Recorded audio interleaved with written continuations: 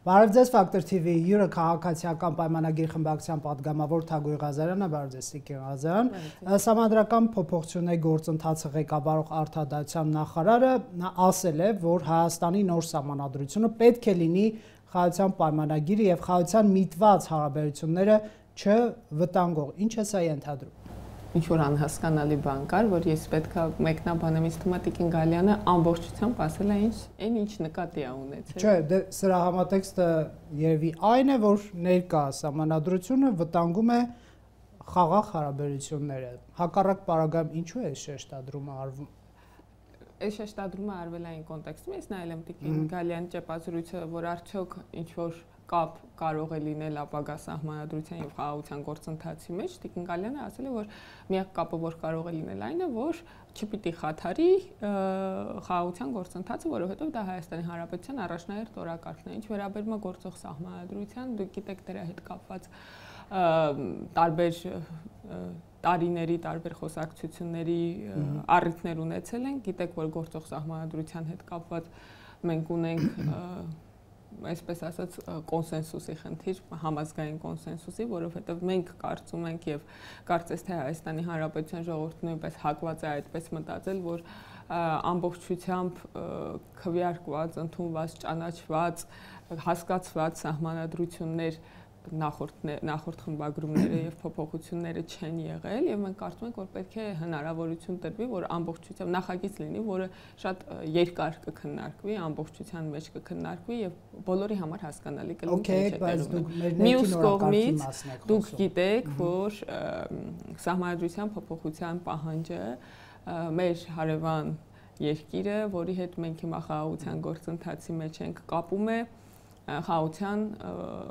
համաձայնագրի ստորագրման հետ։ Սա շատ ցավալի է, որովհետև Հայաստանի Հանրապետության սահմանադրական փոփոխությունների ներքին քննարկումներին իր մասնակցությունն է ունենում Ադրբեջանի ղեկավարությունը եւ ոչ միայն Ադրբեջանի, երբեմն այդ պահանջները հնչում են նաեւ այլ երկրներից։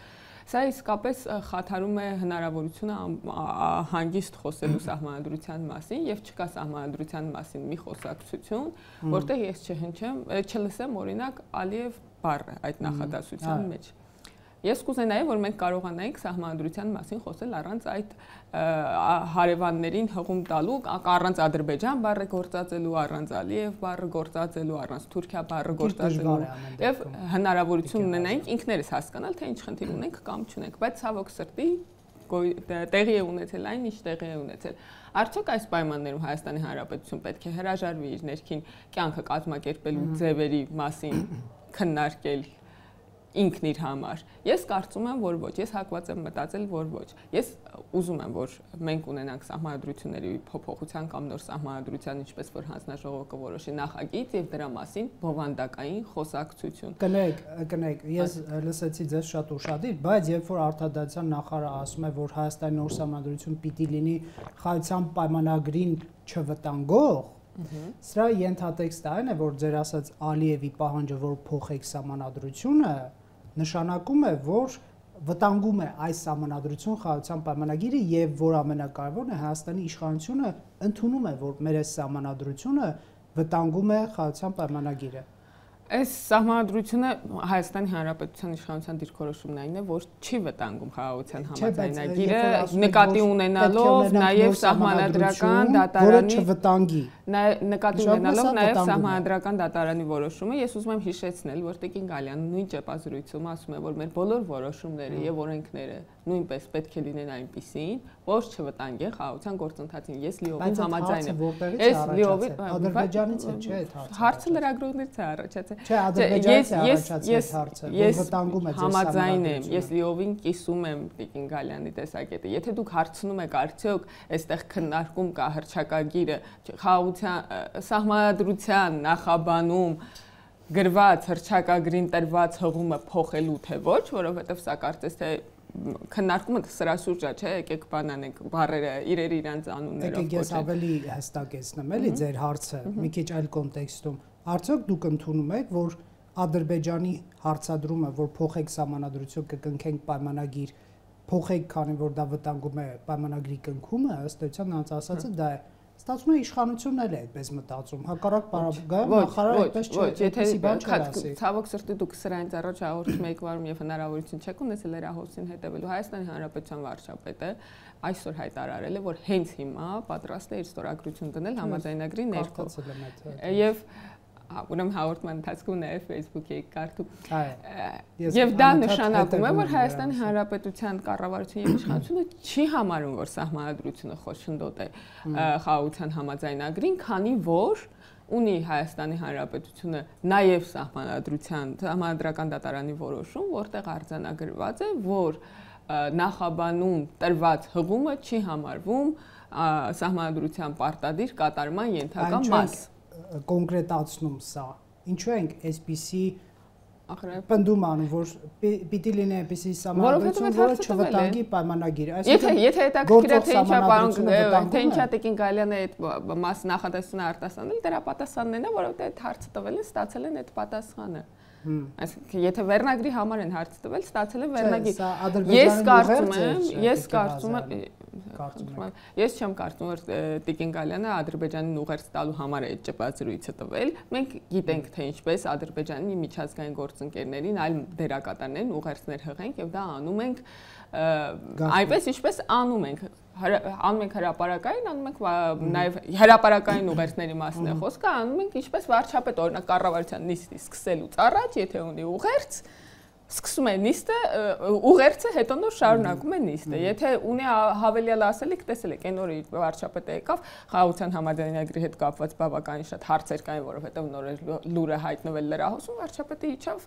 կուսակցության դիմաց հավաքված լրագրողներին ճեպազրույց տվեց։ Վարչապետը ասուլիսներ անում, հարցազրույցներ տալու ձևը գիտի նաև իդեպ, եթե անհրաժեշտություն ալինում կարողանում եք մեր հարգելի լրատվամիջոցներից որևէ մեկին խնդրել, որ կազմակերպեն գիտեք, որ ամենաբազմազան լրատվամիջոցներին այդ թվում, այսինքն գիտենք ձևերը, թե ինչպես ուղերձներ հղենք։ Այն որ միջանցքում ճեպազրույց է տվել Տիկին Գալյան եւ այդպես նախադասություն ասել, սա ուղերձ չի եղել նպատակադրված, բայց մենք կուզենանք, որ նաեւ դա որպես ուղերձ հնչի, որ Հայաստանի Հանրապետություն որևէ օրենք կամ որևէ որոշում, որևէ փոփոխություն չի պատրաստում անել, որը կխոչընդոտի խաղաղության համաձայնագրին։ Դե հավաստիացման իմաստը որն է։ Պարզ է, որ այդպիսի բան չեն գրելու, որ մեր նպատակը մեծ Հայաստանի վերականգնումն է, Դա ինքն նախ սկսեմ նրանից սկսեմ նրանից, որ դա այդքան էլ բարձ չի, շատ տարբեր քաղաքական դերակատարներ, տարբեր նպատակադրումներ ունեն, պարզ է միգուցե քաղաքացիական պայմանագրի դիտանկյունից եւ պարզ է նաեւ ցես համար իրական այն ապատեղեկատվություն, որ Հայաստանի շուրջ երբեմն փորձում է ստեղծել այլ երկրներ միջազգային հանրության աչքին, երբեմն աշխատում է եւ ես դրական եմ համարում, որ Հայաստանի Հանրապետության կառավարության բոլոր ներկայացուցիչների, իշխանության բոլոր ներկայացուցիչների, իշխող խմբակցության բոլոր ներկայացուցիչները միասնական լինեն իրենց ուղերձներում եւ խոսույթներում եւ ապա կողմնորոշող տեղեկություններ չփոխանցեն եւ այս ուղերձները կարեւոր են։ Շատ լավ, տեսեք, նայեք, եթե դուք անկախության հռչակագրի հղումը նախաբանից անեք, նշելով, որ դա կատարել է իր պատմական առաքելությունը, դա ընդունվել է խորհրդային միության եւ այլն ժամանակ, մեզ պետք է նոր, այսպես ասենք, հղումներ, մեզ պետք է նոր նախաբան ապագայի մասի եւ այլն այս բաներով նշանակելու է թեև ՍԴ-ն շեշտել է, որ Հայաստանի սահմանադրությունում չկա Ադրբեջանի նկատմամբ տարածքային պահանջ, ինչը իրոք այդպես է, բայց դուք էլի են հետին մտքով մտածում եք, որ ամեն դեպքում պետք է անել այդ հռչակագիրը, որպեսզի Ադրբեջանը եւս մեկ անգամ համոզվի։ Այսինքն, եթե դուք այդ նախաբանի հղումը հանեք, անկախության հռչակագրին հղումը հանեք սահմանադրությունից, նշանակելու է դուք ընդունում եք Ադրբեջանի պահանջի լեգիտիմությունը։ Հասկացա ձեր հարցը, ես շնորհակալություն հարցի համար, ես չեմ ուզում կապել խաղաղության համաձայնագրի հետ այս խոսակցությունը, բայց եւ չպայմանավորել խաղաղության համաձայնագրի ստորագրումը այս խոսակցությամբ նախ եւ առաջ փոխել նախաբանը ասեցիք, այդ այնքան էլ պարտադիր չի, որ սահմանադրությունները ունենան նախաբաններ, որպես կանոն չեն ունենում եւ այդ նախաբանը գրվել է, որովհետեւ կարիք ա եղել ինչ-որ կերպ։ Գիտեք այդ պատմությունը, եթե չգիտեք, եթե այդ վավերագրությունները նայեք եւ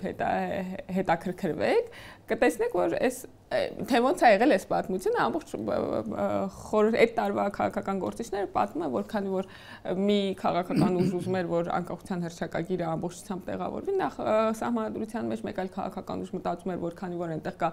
Լեռնային Ղարաբաղի եւ Հայաստանի վերամիավորման դրույթը, ինչպես նաեւ Արևմտյան Հայաստան արտահայտություն, դա կարող է խնդիրներ ստեղծել Հայաստանի Հանրապետության համար եւ այսպես երկու քաղաքական ուժերը կոմպրոմիսի են եկել, որ կգրենք նախաբան, որում հղում կտանք, որ հռչակագրի վրա է հիմնվում սահմանադրություն։ Սա է եղել պատմությունը։ Եվ դուք անելու եք ընդհանրապես կարող է սահմանադրությունը չունենալ նախաբան։ Ինչ են կանելու մենք, ես չեմ կարող ասել, քանի որ սա որոշելիքն է, ոչ թե որոշելիքն է, այլ դեռևս պետք է քննարկվի հանձնաժողովում, սահմանադրական փոփոխությունների հանձնաժողովում եւ չեմ կարող պնդել ինչպես կքվեարկի եւ ես նույնիսկ չեմ կարող պնդել թե մենք ինչ առաջարկ կանենք վերջին հաշվով։ Բայց կարող է չունենալ նախաբան, բայց եթե իմ դիրքորոշումն եք հարցնում, ես իսկապես դեռևս որևէ հոդաբաշխ բացատրություն այն բանի, որի բացատրություն, որն իր մեջ չպարունակի Ալիև, Ադրբեջան եւ Թուրքիա բառերը, դեռևս չեմ լսել, թե ինչի համար պետք է Հայաստանի Հանրապետության սահմանադրություն ունենա նախաբան, որտեղ հղում տրված կլինի մի պատմական փաստաթղթի, որը նշում է անհրաժեշտություն Լեռնային Ղարաբաղի եւ Հայաստանի Հանրապետության վերամիավորման մասին հիշելու, որը տեղի չի ունեցել փաստացի ամբողջ Հայաստանի Հանրապետության պատմության ընթացքում,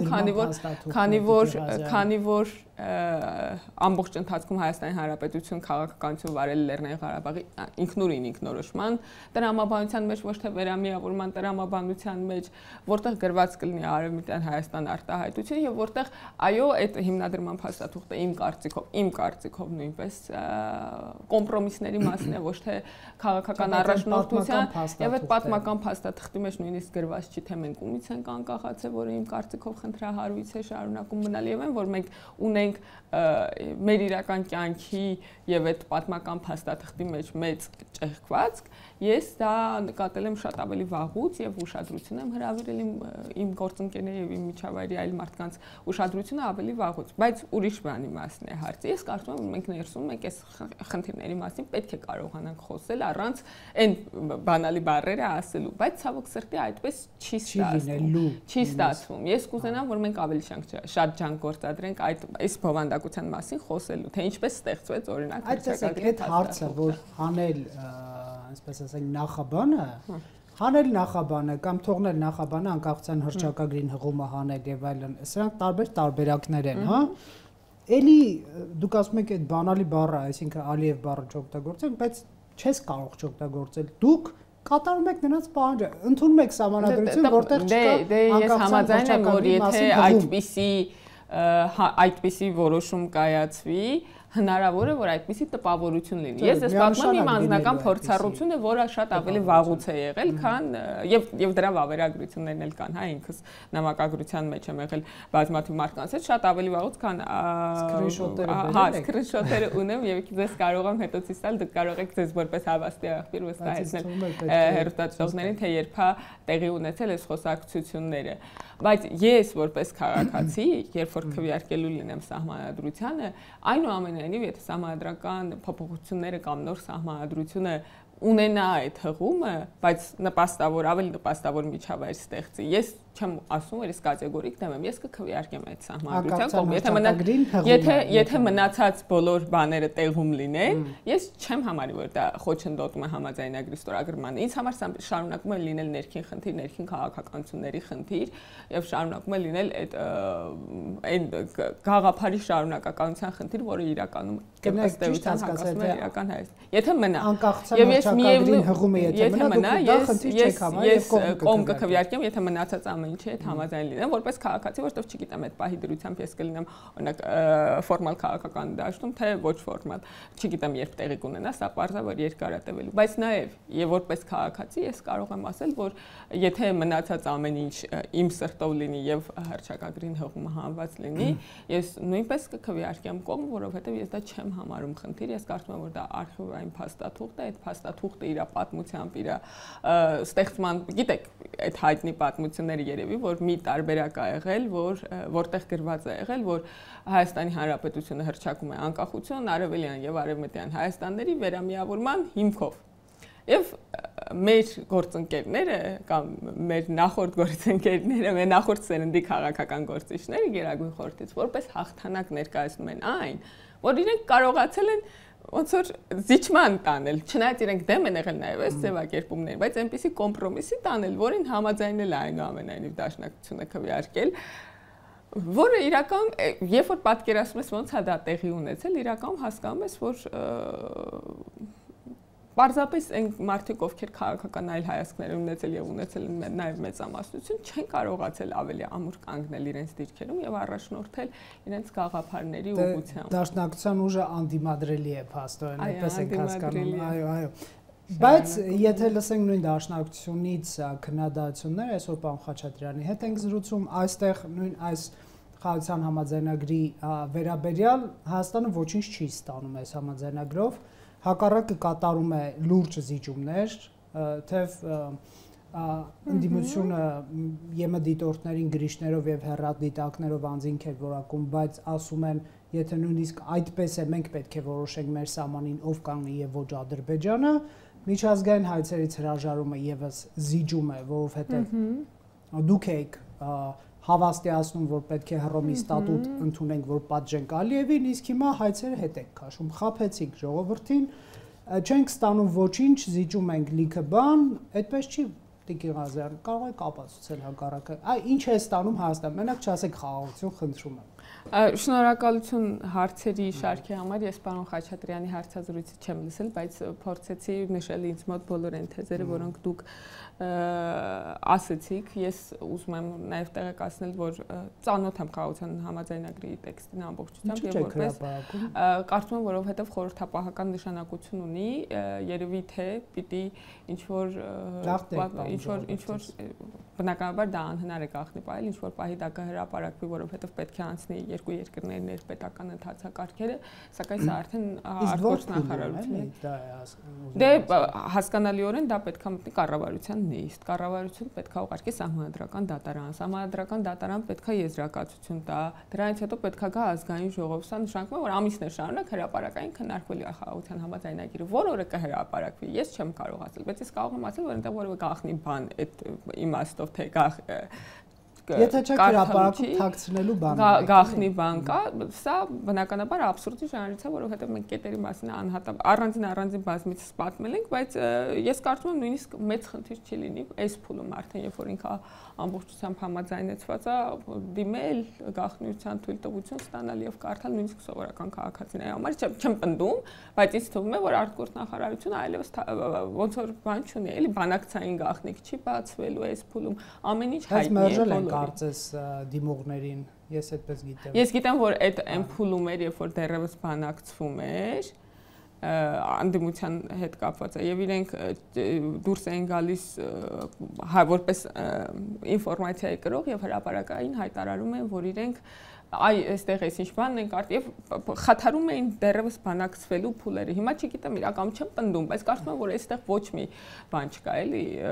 Դե կասկածներ եւ կա ընթացակարգային, ավելի շատ ընթացակարգային հարցեր կա եւ բազմաթիվ ամիսներ հնարավորություն կունենանք խոսելու, քննարկելու ամբողջ բովանդակությունը։ Վերադառնանք ձեր հարցի, փորձել եմ ամեն ինչ Հայաստան ոչինչ չի ստանում, միայն Ադրբեջանն է շահում, սա շատ հետաքրքիր պնդում է։ Եթե Ադրբեջան շահում է այս փաստաթուղթը, ինչի Ադրբեջանը չի ստորագրում։ Ուզում է ավելի շատ բան շահել, լրացուցիչ պահանջների։ Լրացուցիչ պահանջները կարա շարունակի կներեք, էլի ինչի չի ստորագրում, եթե կարա հետո նորից շարունակի խոսակցությունը, որովհետև խաղաղության գործընթացի սկիզբն է սա լինելու, ոչ թե վերջն արդյունքը։ Սա արդյոք չի նշանակում, որ Ադրբեջանը այդքան էլ Ադրբեջանը նպաստ փաստաթուղթ չի, ինչպես ներկայացնում են մեր ընդդիմության գործընկերները, մանավանդ հաշվի առնելով, որ աշխարհի բոլոր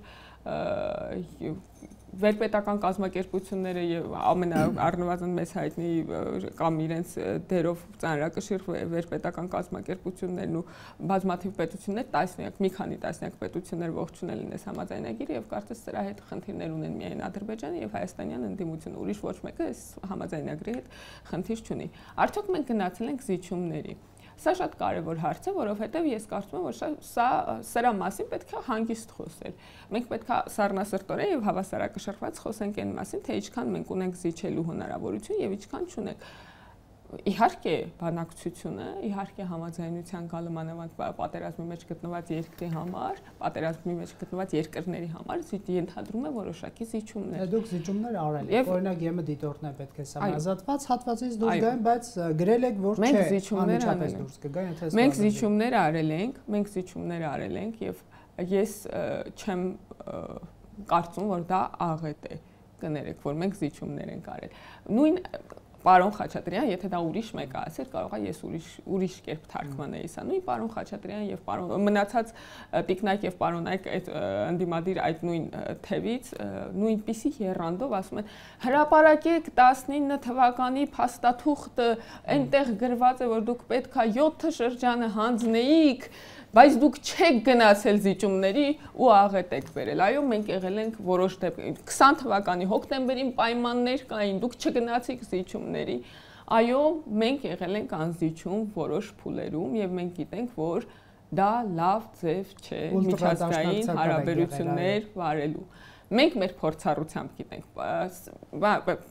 չգիտեմ, որոշ քաղաքական գործիչների համար փորձը ոնց որ sense հոսում է, էլի, միտեղ կանգ չի առնում եւ կուտակում։ Լավ, դուք կներեք, ես շնորհակալ եմ ազնվության համար, որ ասում եք մենք զիջումներ արել ենք եւ դա չենք համարում, որ աղետ է, բայց Ադրբեջանը ինչ է զիջել։ Այ ես ուզում եմ որպես Հայաստանի Հանրապետության քաղաքացի, որպես իմ արժանապատվությունը չվիրավորվի եւ ես չհամարեմ, որ իմ պետությունը էլի միակողմանի զիջումներ գնաց, ուզում եմ տեսնել Ադրբեջանը ինչ է զիջել։ Այ ինչ է զիջել, խնդրում եմ Լավ, մեկ մատի վրա հաշվենք Ադրբեջանի զիջումները։ Մեկ մատի, ոչ թե ձեռքի։ Եկեք,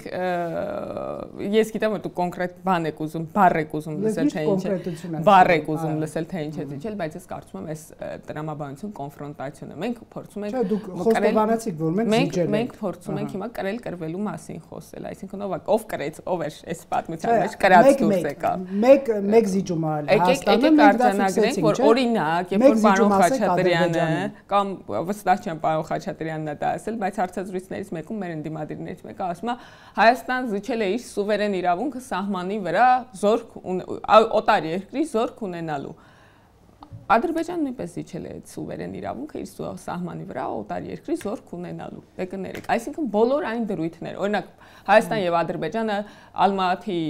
համաձայնագրի հիման վրա այդ նույն նախադասություն կարծեմ որ կա կամ դրան շատ նման որ կա մեր կանոնադրություններում, այստեղ էլ կա ճանաչում են միմյանց երկրների տարածքային ամբողջականությունը, ինքնիշխանությունը, անկախությունը, սուվերենությունը։ Սա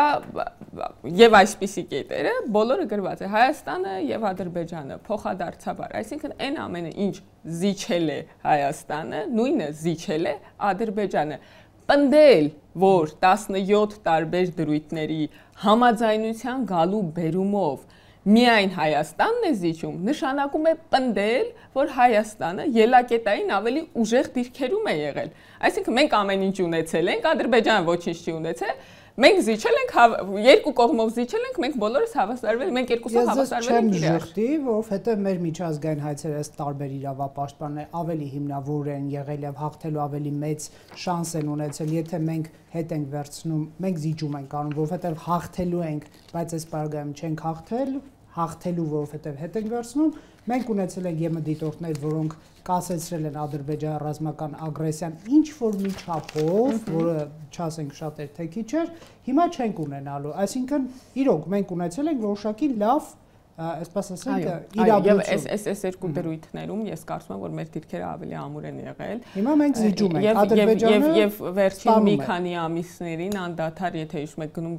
գալիս էր այս երկու դրույթների վերաբերյալ։ Այսինքն մենք ի սկզբանե այդ 17 կետերի վրա պայմանական մի 38 հատ խմբագրում ենք արել, ուղարկել ենք, ասենք պայմանական երկուսը ընդունվել է 36-ի վերաբերյալ այլ առաջարկ ա եղել եւ այսպես պատկերացրեք ցիկլիկ մի անգամ գնացել է եկել ամեն անգամ մեր առաջ։ Եվ այդ երկու առաջարկը երևի թե, որովհետև ես նախնական փուլերում մի անգամ եմ երևի ծանոթացել փաստաթղթին, բայց այդպես բան չեմ էլի, նախնական փուլերում խմբագրման աշխատանքին ես չեմ մասնակցել։ Երևի թե այս երկու կետերը անդադար այդ բոլոր 13 տրամաբանությունը հուշում է շրջապտույտներում եղել են եւ ոչ մի համաձայնության չենք կարողացել գալ այդ երկու կետերի հետ։ Եվ այո, եւ այդ երկու կետերի վերաբերյալ ես ընդունում եմ, որ մեր նախնական կոշտ դիրքորոշումները որոշակիորեն մեղմացրել են։ Հիմա Ադրբեջանը ասում է, բան, ԵՄ դիտորդները կանգնած Հայաստանի սահմանին Իրանի վերաբերյալ հետախուզական տվյալներ են հրապարակում։ Մենք էլ իրենց ասում ենք շատ բարի ստորագրեք այսօրվանից, ոչ թե այսինքն ինչ են իրանք ուզում։ Թող ստորագրեն ԵՄ դիտորդները կգնան։ Եվ այստեղ ես կարծում եմ, որ շատ ավելի նպաստավոր դիրքերում է Հայաստանի Հանրապետության կառավարությունը բանակցային շատ ավելի լավ դիրքերում է, որովհետև ինքը այլևս ոչ բան կարա անի, ԵՄ դիտորդներից կարա բողոքի, ոչ էլ չստորագրի, չի համընկնելու էլի իր այդ բաները։ Իսկ ինչ վերաբերում է միջազգային հայցերին։ Եկեք ես հարցը տամ, դուք այդ կոնտեքստը Ալիևին պետք է պատժեինք, չէ՞, Հռոմի ստատուտ վավերացրեց Հայաստանի Հանրապետությունը, երբ որ ասում են այ դուք անում եք սա հակառուսական տրամաբանության մեջ, որ Պուտինը չգա Հայաստանից, վարչապետը ըստ էության երաշխիք չէր տալիս Պուտինին չձերբակալվելու, ասում էր Հայաստանի իրավապահ մարմինները այդ հարցը պետք է որոշեն, թեև իհարկե հայկական կողմը այն ժամանակ ես հիշում եմ առաջարկել էր կնքել համաձայնագիր, որից ունենք Միացյալ Նահանգների հետ։ Այո, եւ Ռուսաստանը մերժել էր։ Դուք ասում եք հարգելիներ, սա Պուտինի դեմ չի, սա Ադրբեջանի պատերազմական հանցագործությունների պատժման համար։ Հիմա պարզվում է հեշտ դրա մասին էլ չէր, չգիտեմ ինչի համար էր։ Սա որովհետև ոչ Պուտինին ձերբակալելու համար էր, ոչ Ալիևին պատժելու, որովհետև հետ եք քաշում միջազգային հայցերի, այսպես ասենք, մեր իրավունքը, անիմաստ ստատուտ, անիմաստ Ռուսաստանի հետ վիճեցինք, անիմաստ բան ընդունեցինք։ Անիմաստ վիճեցինք շատ լավ։ Պարոն Նանայան, ձեր ասածին վերադառնամ, այդ պահին եւ այդ փուլում Հռոմի ստատուտի կանոնադրության վավերացումը ես շարունակում եմ համոզված լինել, որ Հայաստանի համար անվտանգային լրջագույն երաշխիքներ է ստեղծել, որովհետև այդ զսպիչ մեխանիզմը ապագայի հնարավոր հանցագործությունները կանխելու համար եղել է այդ պահին, այդ փուլում Հայաստանում, մինչև որ եթե դուք հիշում եք, մենք շատ անկայուն իրավիճակում ենք այդ կանոնադրությունը ընդունել, էսկալացիայի փուլում էր։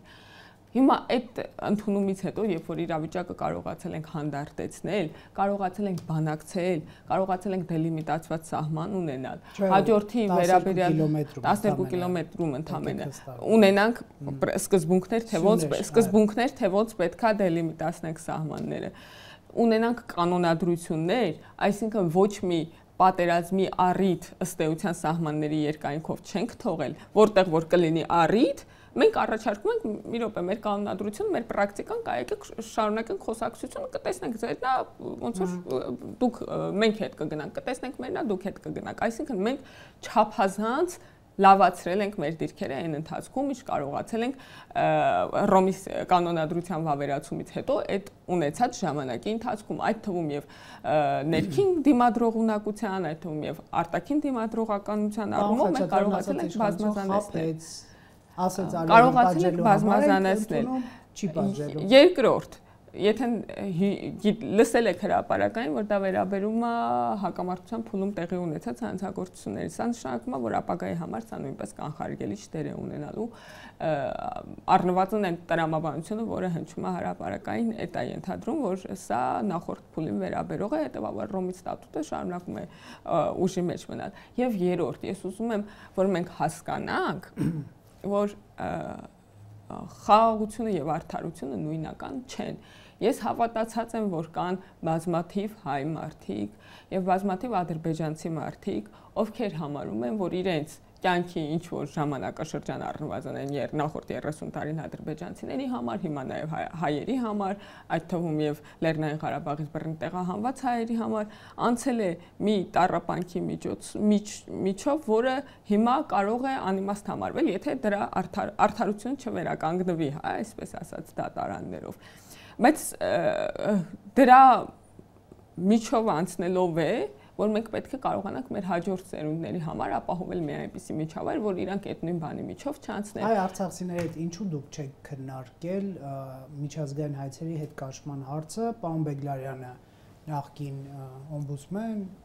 ասում էր, որ դատի կտա, եթե դուք հետ քաշեք։ Ինչու նրանց կարծիքը, նրանք են չէ զոհերը։ Դա պարոն Բեգլարյանի իրավունքն է, ես կարծում եմ ինքը իրավունք ունի դատի տալ, եթե մտածում է, որ հանցագործությունը տեղի ունեն։ Իսկ ինչու շարքային մարդկանց կարծիքը չեք հարցրել, ովքեր իրենց տներից տեղահանվել են։ Հիմա ստացվում է ըստ այս մարդկանց տրամաբանության, դուք նրանց զրկում եք միջազգային դատական արձաններում իրավունքների վերականգնումից։ Ես լրիվ հասկանում եմ, թե դուք ինչ եք ասում, եթե իմ անձնական դիրքորոշումը հարցնեք, ես շատ կուզեի, որ մենք հասնենք դատական վճիռների երկկողմանի, ընդունեինք գիտություն, որ ահա այսպիսի բաներ են տեղի ունեցել երկու երկրներում եւ չդնեինք փոխհատուցման կամ այսինքն բանի հատուցման հարց չդնեինք, այլ հաշտության գնայինք, որպեսզի երկու երկրներն էլ իմանային, թե ինչպիսի դժվար փորձությունների միջոցով են անցել դիմացի ժողովուրդները։ Սա շատ լավ լուծում կլիներ իմ կարծիքով, բայց ցավոք սրտի սա այս պահին եւ այս իրավիճակում անհնար է։ Միգուցե այլ իրավիճակում, երբ որ ավելի հանգիստ պայմաններ կունենան ժողովուրդները եւ կառավարությունները այդ թվում եւ կառավարությունները ժողովուրդների հետ հարաբերություններում ավելի հանգիստ պայմաններում կլինեն, մենք կարողանանք վերադառնալ այդ խոսակցությանը։ Ես իսկապես կարծում եմ, որ պետք է արձանագրվի, թե ով ինչքան է ում համար ինչքան դժվար է եղել եւ ճանաչենք մենք միմյանց տառապանքը, բայց ցավոք սրտի այս իրավիճակում լուծումը սա է եւ սա կարևոր քայլ է խաղաղության ճանապարհին եւ չեմ կարծում, որ փոխհատուցելի է մեկը մյուսով, մանավանդ որ մեզ հիմա պետք է վճռականություն մեր երեխաների բարեկեցիկ ապագան ապահովելու համար։ Շնորհակալ եմ զրույցի համար։ Ֆակտոր TV-ում հյուրընկալել ենք Թագուհի Ղազարյանին։